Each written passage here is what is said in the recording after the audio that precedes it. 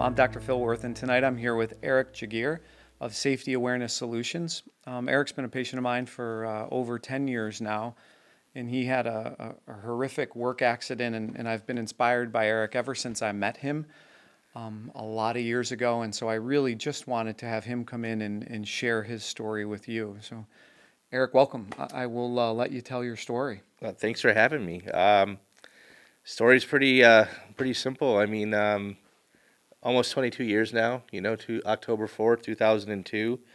Young 27-year-old bulletproof kid, full of energy, working in the construction industry. And I was working. I had a bunch of different jobs. I was a union laborer. Had a bunch of different jobs. Travel all over New York State and Pennsylvania, and kind of wanted to stay closer to home. So I ended up working out of the union and got involved with a smaller company that was working on installing the sewer line.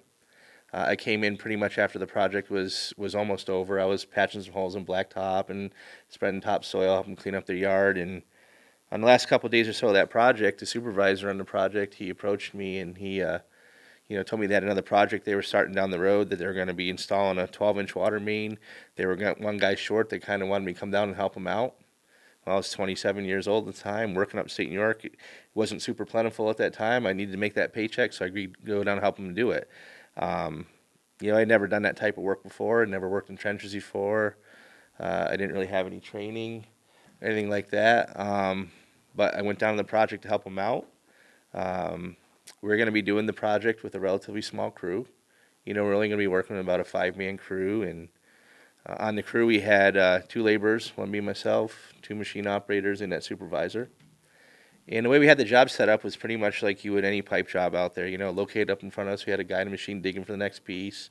Located behind us, 8 or 9 pieces, we had another guy backfilling the ones that we just laid. And then myself and another labor on the job, we were both in and out of the trench, hooking up all the pipe and the hydrants, so on and so forth. The supervisor was there just to tie up all of our loose ends. And it was a good project. Things were going the way they were supposed to. We were doing things we were supposed to.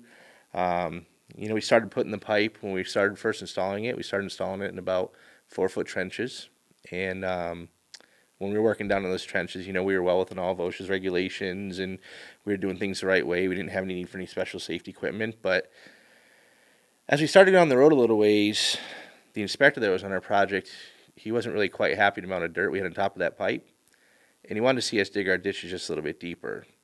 So all of a sudden, them 4-foot trenches, now they became 4.5 feet. And then a couple more weeks after that, the landscape around us really started to change a little bit, and before you knew it, we were 5 foot deep, and then we were 5.5 feet deep. And we really just took this very slow, gradual change from working in a very safe and very acceptable situation into working in this very unsafe and unacceptable situation.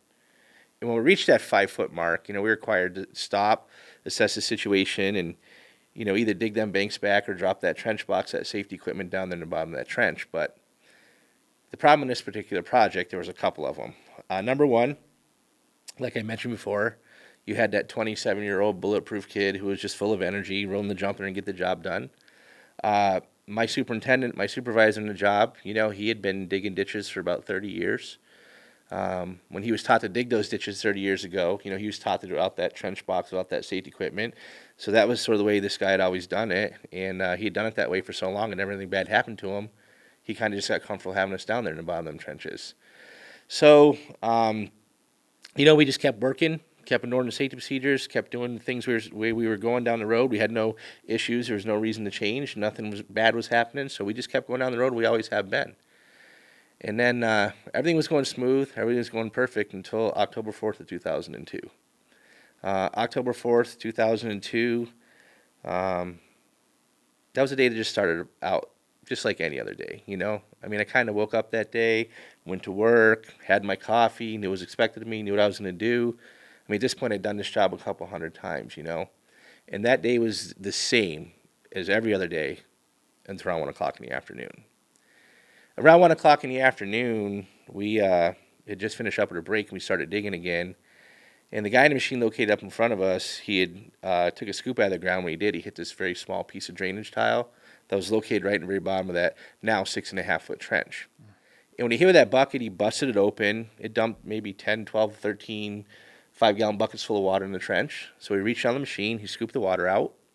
After he did that, myself and the laborer I was working with jumped down the bottom of the trench real quick to assess the situation, just see what had happened. We got down there, realized we cut a drainage line. It needed to be repaired. So by chance, the other laborer I was working with, he was standing just a bit closer to that truck than I was. He climbed up out of the trench, go back to the truck to get a piece of pipe so we could splice this thing back together. And when he did that, I got down on my knee in the very bottom of that 6.5 foot trench and just simply began cleaning out on both sides of that piece of pipe. I figured the laborer I was working with, I figured he was out of that trench for probably, I don't know, maybe 40, 50 seconds or so. And without warning, I mean, in an instant. Like, I can't even begin to explain to you how fast this happened. It was immediate. That trench caved in on me. I mean, I had no time to run, I had no time to move, had no time to get out of the way. I mean, the only thing I could do was I caught all the dirt coming out of the corner of my eye, and I flinched real fast, and I let one hell of a scream. One, because I was scared to death, and two, I didn't really know if anybody knew what had happened to me. And I figured I was conscious down there, for maybe a minute to a minute and a half. I kept fighting, I kept scratching and clawing and trying to do anything I could to get out, but every time I'd move, the dirt just kept packing in around me tighter and tighter, and I kept hoping to hear the laborer I was working with yelling out my name, or I kept hoping to hear the sound of when the machines come to the side of the bank. That way, at least I knew somebody knew what had happened to me, but I didn't hear anybody yell out my name. I didn't hear any machine come to the side of the bank, and there came a point where I was down there in the bottom of that trench where I realized that nobody was coming for me. There was no way I was ever going to get out on my own, that I wasn't breathing, that I realized right there and then I was going to die in the bottom of that trench. And it was scary. It was scary. I can't even imagine. Yeah, and, it was October in New York. The ground was cold. I was freezing. I was scared, and I was just kind of looking for a way out, and I always tell people all the time that if I would have just had just a little bit of light, right? Like, I didn't need just a little bit of light, because when that dirt hit me, it hit me so hard. I didn't know, and it was so dark.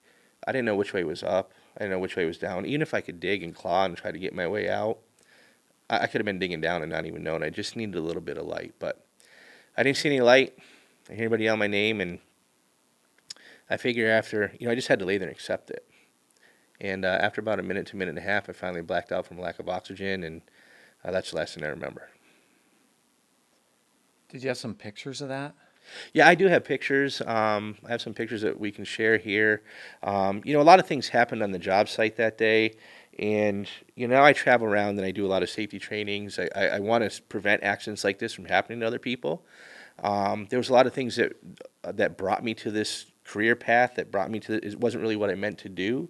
There was other things that I wanted to do that just wasn't possible because of the accident I was in. And now I travel all around and I speak about this. I go to a lot of different companies in front of different organizations. I do podcasts like this in hopes to, make a difference in people's lives and keep them having to go through what we went through. But, one of the things I talk about is when we're doing things unsafe and we're not following the safety procedures, we don't ever think about all the other people that can be affected by an accident. That day I was working, I never took the time to think, well, while I'm down here, if something bad were to happen to me, how it would affect everybody else. And it wasn't until after the accident happened and I was sitting at home and going to all the doctor's appointments and everything, I started to realize all the people that were affected, like my coworkers. When that trench caved in, nobody really knew where I was at. Nobody saw it cave in. And we had a large section of the trench opened up. They didn't know if I was in that 5-foot section over there. They didn't know if I was in a 5-foot section over there. They didn't know if I was down on a knee when it caved in, if I was standing up, if I was 5 foot deep, if I was 4 feet deep. They had no idea. But what they did know was that if they were to use those shovels to start to dig to try to get to me in time, there was a good chance I wasn't gonna make it. But they also knew that if they used the machine to take the first couple feet of dirt off, there was a really good chance that they were going to hit me with that machine and kill me with that machine. Yeah. And that was a terrible situation to put them in, and till this day, 22 years later, I think about that all the time. And if I was up on that bank, would I have used that machine or would I have grabbed shovels? Like, what would I have done? And some days I'm using the machine and some days I'm grabbing them shovels. But, luckily for me, they decided to use the machine. They took the first couple feet of dirt off. They didn't hit me. They grabbed shovels. They started to dig. And it took them about 10 minutes to get to me. And when they got to me, I was dead. I had no pulse, blue in the face. We have some pictures if you want to show the pictures. Yeah, so this is one of the pictures right here. You can see the bucket that they had to use to take the first couple feet of dirt off. You know, definitely not the biggest bucket, definitely not the smallest. If he would have hit me that bucket, he'd have never felt me and could have easily dug right into me. If you look just behind the bucket right there, you can see that orange. That's my stomach. If you look just below there, you can see where my legs are still buried, just wrapped around the bottom of the pipe. If you look up a little bit further, you can kind of see the dirt caked on the side of my face, and then those guys with that bag right there that pump an oxygen in my mouth, and then just below there, there's that hand on my chest. And that hand on my chest, that's the other labor I was working with. He was in that trench working on me, doing what he could to keep me alive because he didn't want my wife for 6 days to be a widow because we wanted to save a little bit of time, you know. I'd gotten married 6 days before this accident Oh my happened. gosh. So if you go to the next picture, there's another view of it. You know, this happened out towards Penn Yan, so the guys in the blue, they're Mennonite volunteer firemen. They're working on freeing up my legs, still trying to help me out. They still got me bent over backwards, just still pumping the oxygen mouth of that bag right there. The guy in the yellow shirt, that's still the labor I was working with, still in that trench, doing what he could for me.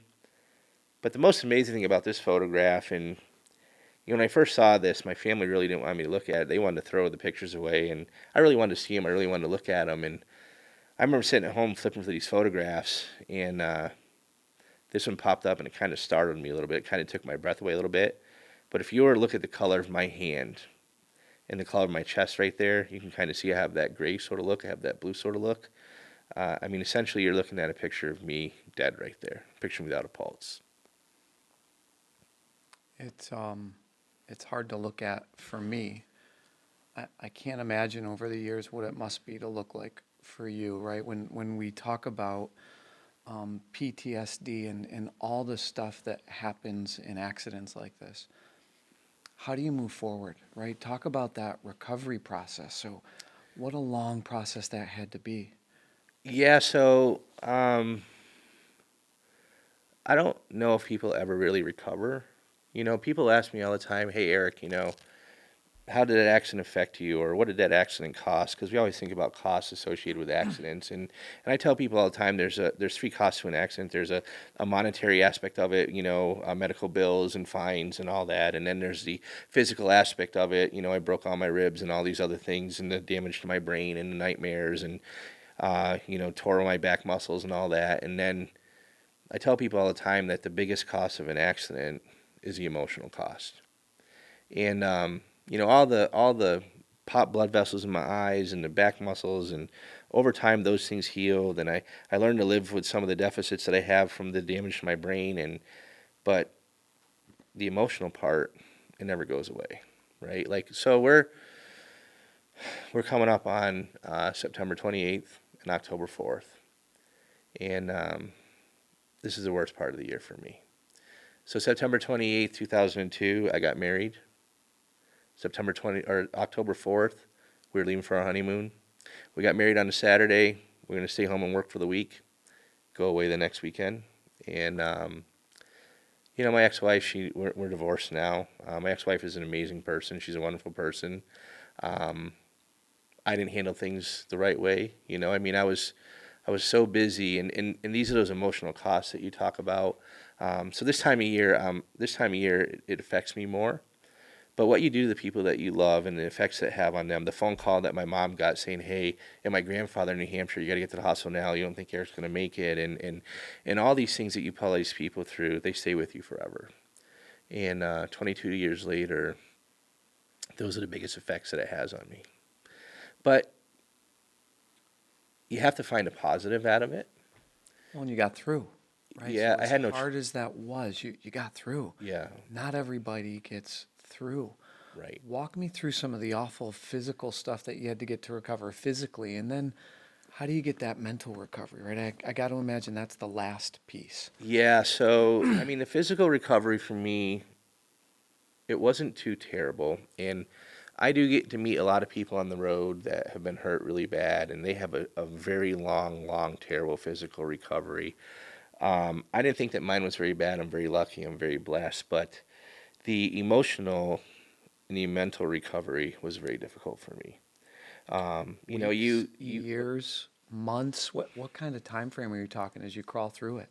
it was years. It was years. You know, I was used to working all the time and going to work and making a paycheck, and I made a good living and contributing to my household bills, and all of a sudden now I'm home and not working, and I don't know what I'm going to do for a living, and I'm going to all these doctor's appointments, and I started losing my self-worth, and I started to feel useless. I wasn't contributing, and the mental health aspect of it, it was terrible. And then you stack that on top of the PTSD and the nightmares and the not sleeping very well, and it takes its toll on you. And then even when I tried to break out of it, so I don't even know if I ever told you this in our meetings, but I wanted to be a New York State Trooper. We have Kenny Portman, our friend, was a New York State Trooper. Kenny, he's a Kenny great friend well. of mine. A lot of my friends are New York State Troopers, and I wanted to be a New York State Trooper. And after the accident happened, they kind of told me, I don't know if you're ever going to get a college degree. I don't know if you're going to, get a job to take care of yourself. Maybe you need to go on disability. But that's really not who I am. And I wanted to be a New York State Trooper, so that was my goal. So I turned that down. I went to college. I worked my tail off. It was hard for me. And I have 2 college degrees. I took the state trooper exam. I scored pretty well. I went to Albany. I processed for the state police, and they didn't accept me.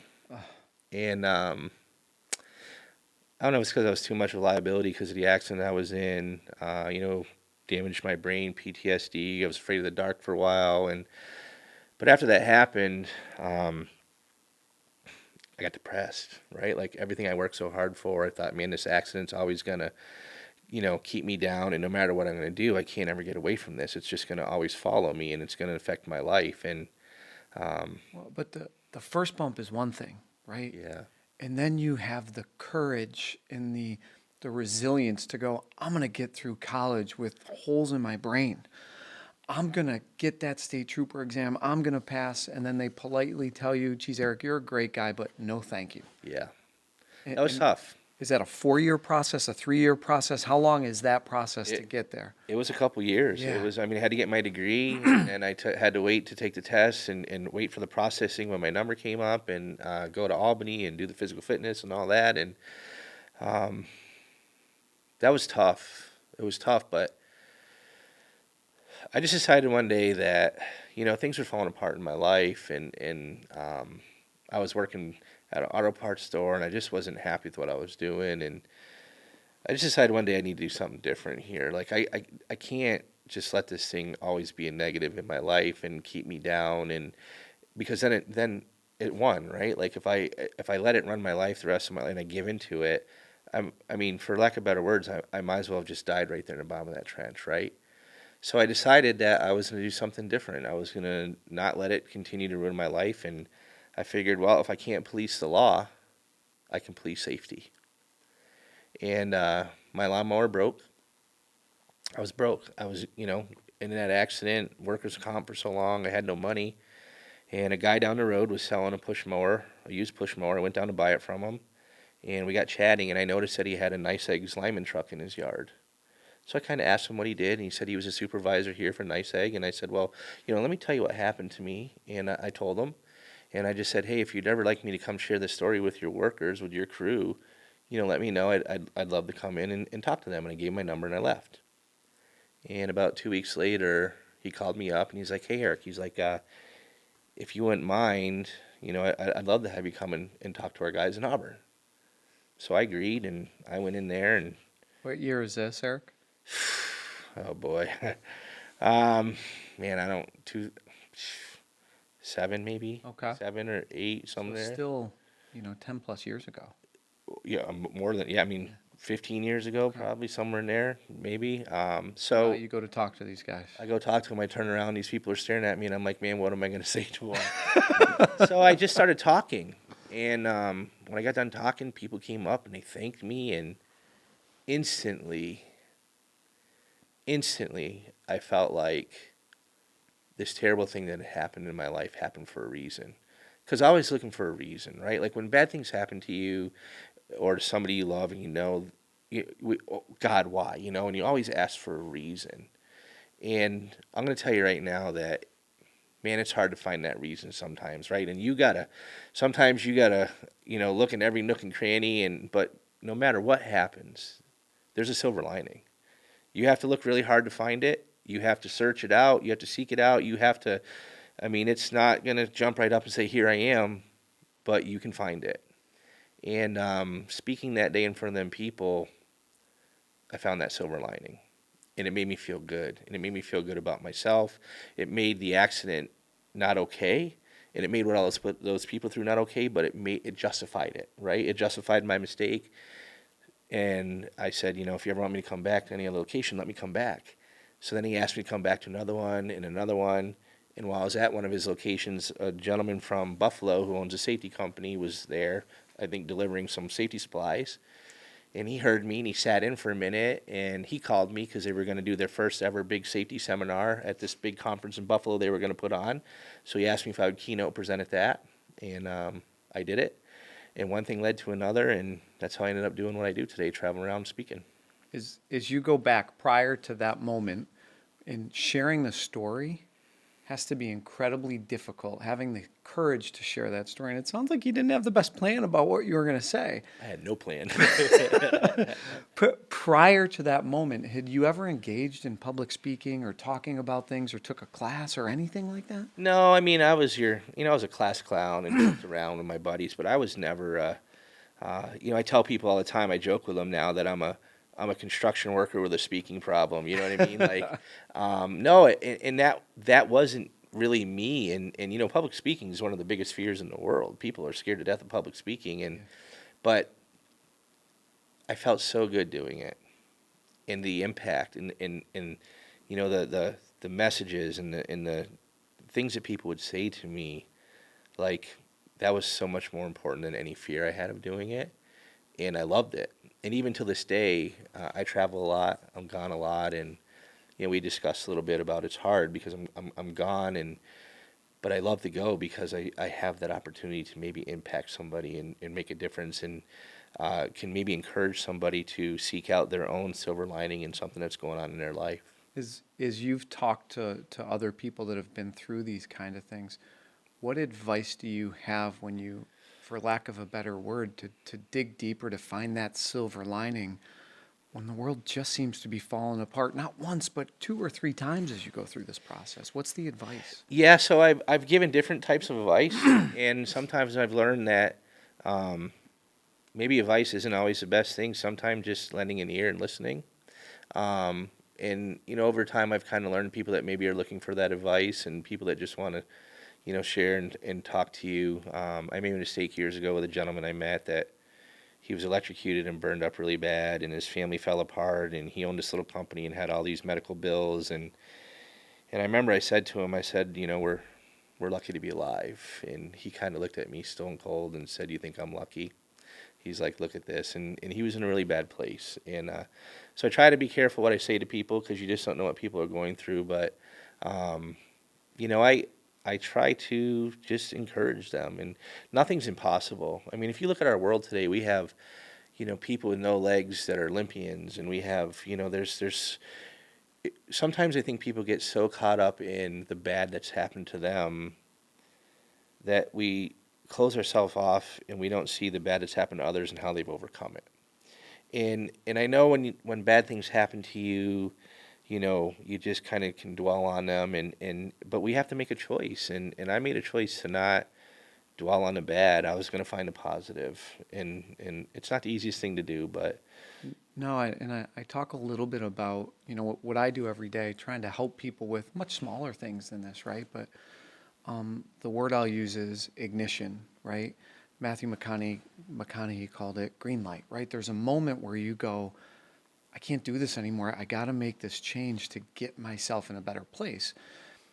It's hard to figure out, how can I help you find that ignition moment, right? And it sounds like it's been hard for you to find that with the people that you surround yourself with as well.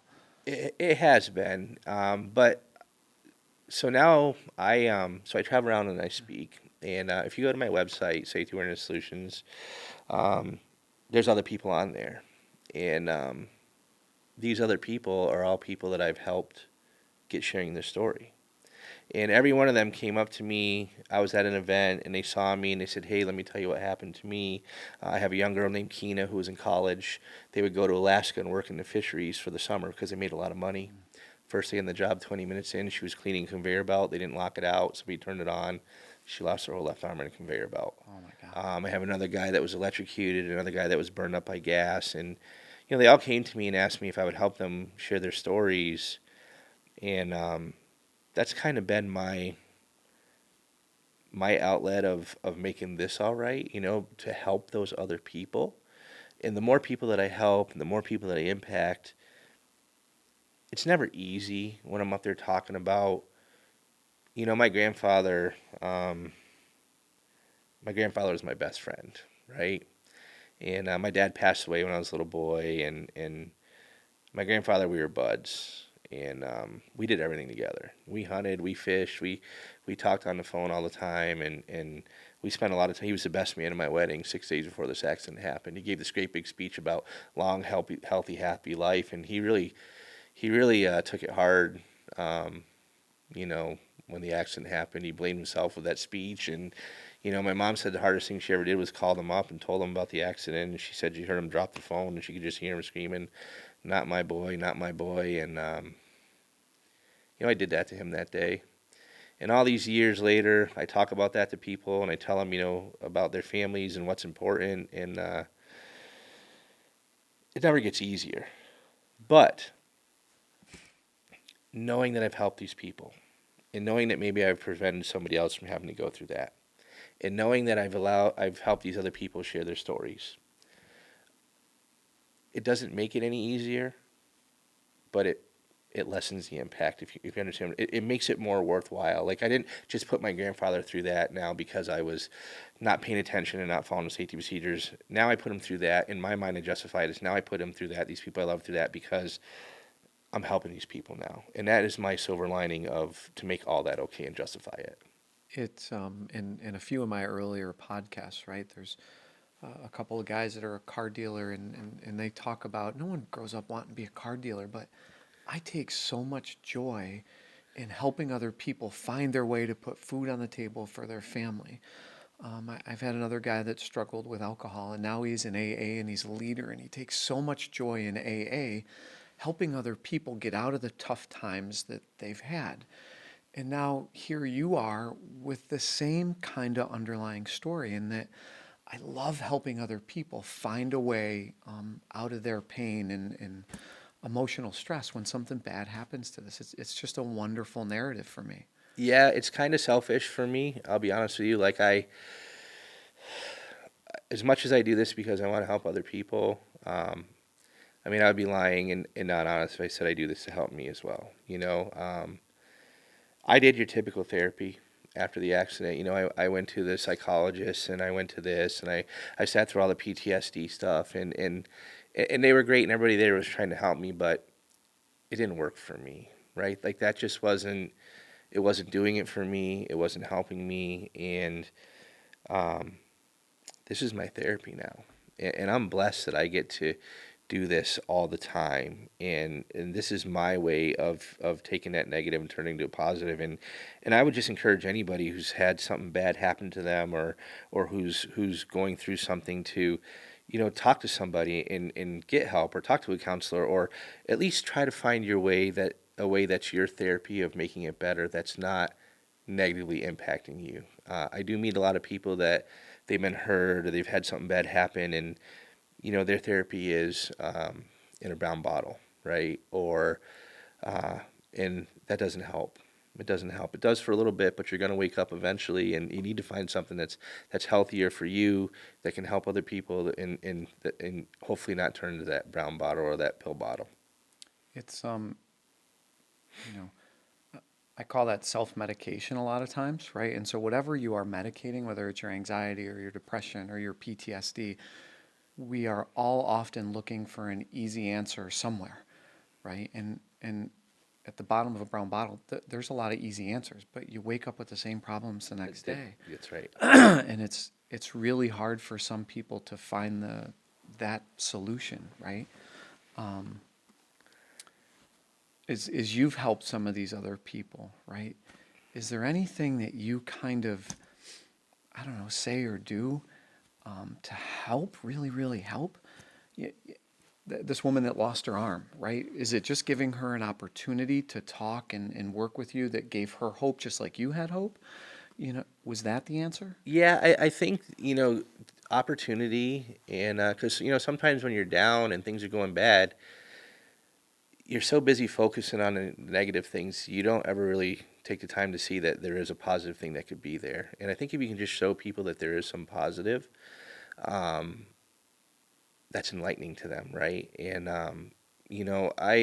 so I think the opportunity I've helped them with, and we were just talking earlier before we started this about the gentleman last week. I was at a place and this gentleman emailed me. He was in a terrible accident. He fell 5 stories, busted on his wife's birthday, and he's great. He's got back to everything he wanted to do. He's had numerous surgeries. He loves to play hockey. He does hockey. He works for the junior Rangers down in New York, but after all these years, something was still missing in his life about the accident. He couldn't get any closure on it.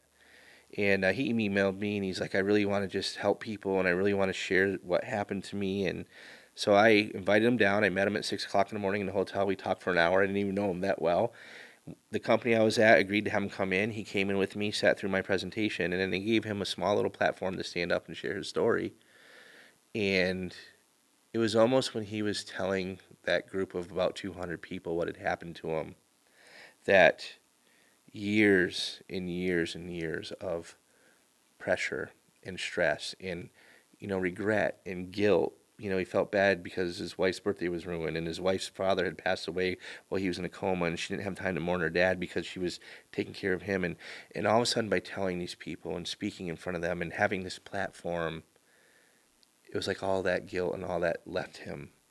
And they gave him a standing ovation, and people came up and thanked him and said, thanks for opening up to me. And he told me, he said, my accident's finally over.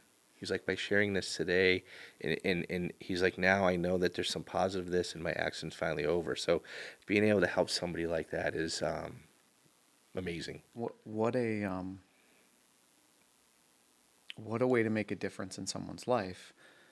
And you might not have even meant to do it. You're just talking to somebody, and all of a sudden he finds the same relief from his world of pain that you found it as you move through your own world of this pain. I think one of the things that we miss, right? We all learn so much from each other, and sometimes we just forget to ask the people around us for that little bit of help, right?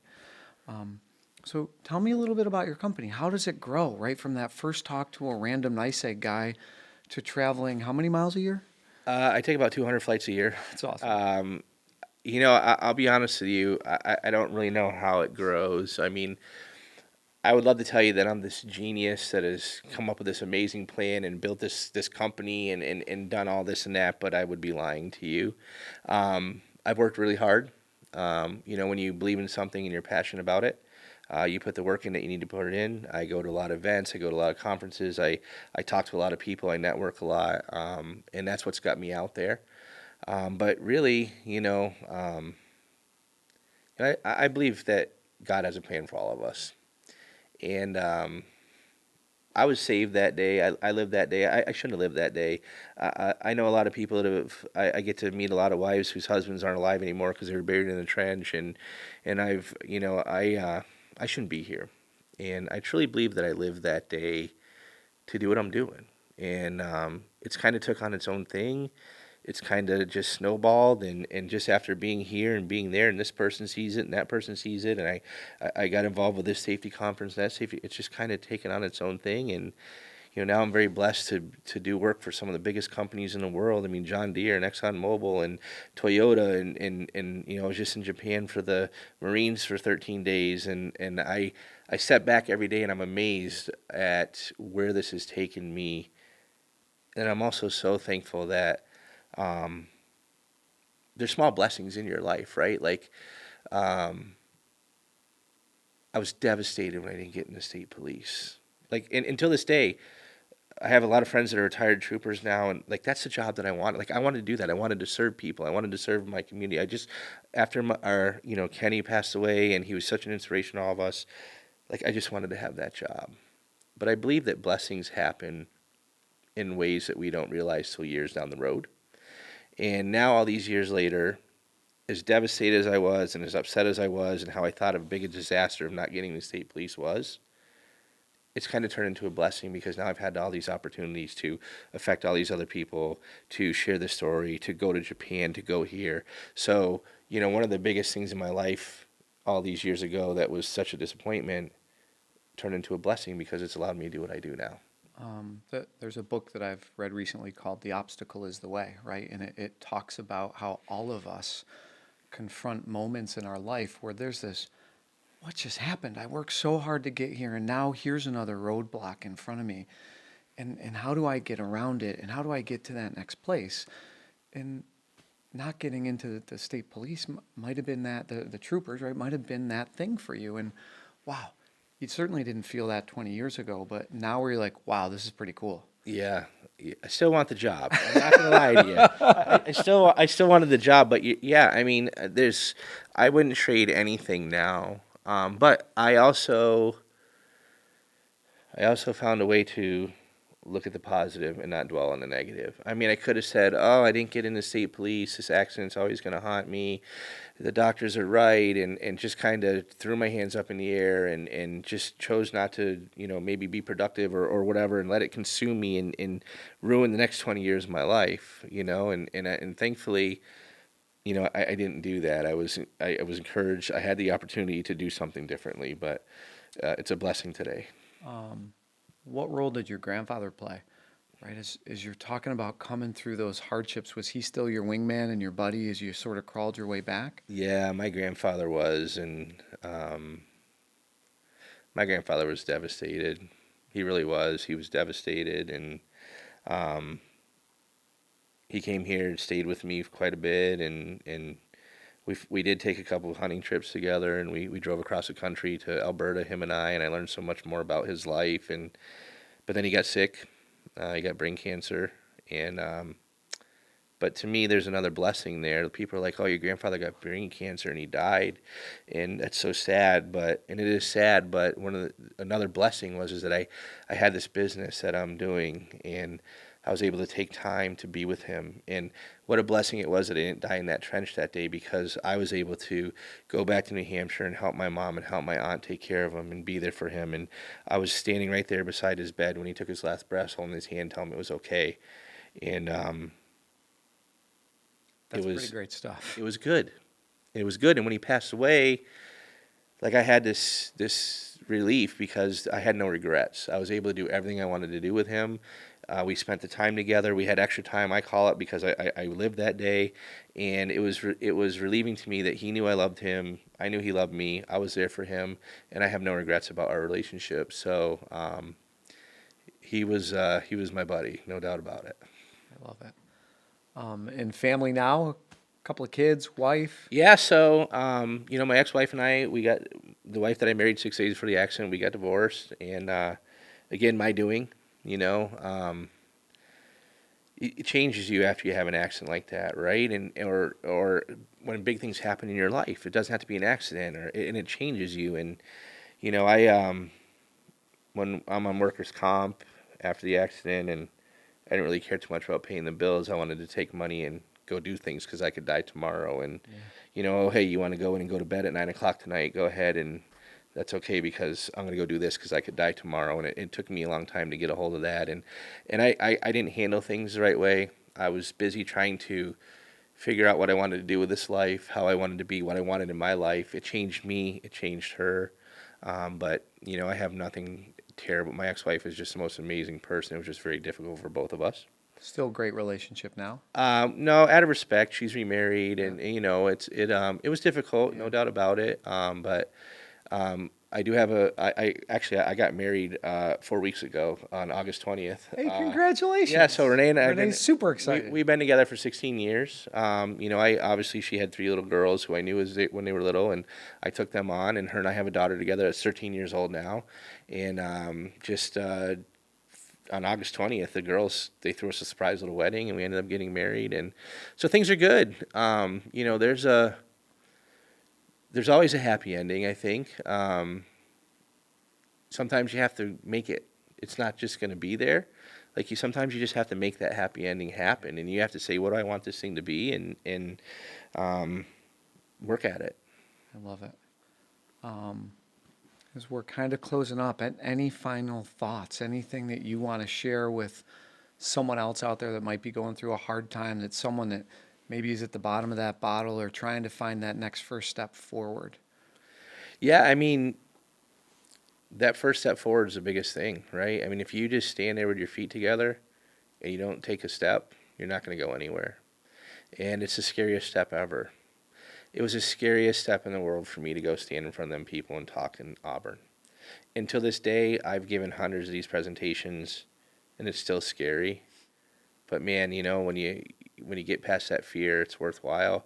We went to Hershey Park, Pennsylvania, a couple weeks ago, and they got this crazy wildcat roller coaster there. So my daughter gets on, she's in front of me, and as we start to go up, she's kind of like, Dad, I don't want to do this. I'm like, you got it, And she's rode roller coasters, but this one's pretty scary. It's got a pretty big drop. I'm getting pretty old for that, But we get on, she's in the cart in front of me, and as we start to go up the incline, she turns around, Dad, I want to get off. I want to go off. She's in tears, and she's crying, and she was scared.